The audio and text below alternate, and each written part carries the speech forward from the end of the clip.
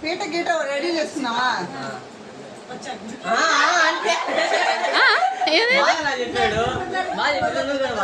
ఏం చెప్పా విన్నా.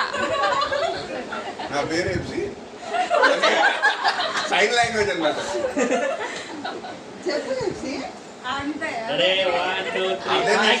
అర్థం చేసుకోండి. నా పేరు హెప్సిబా, ఈరోజు పెళ్లి చేసుకొని మా ఇంట్లో వచ్చాను.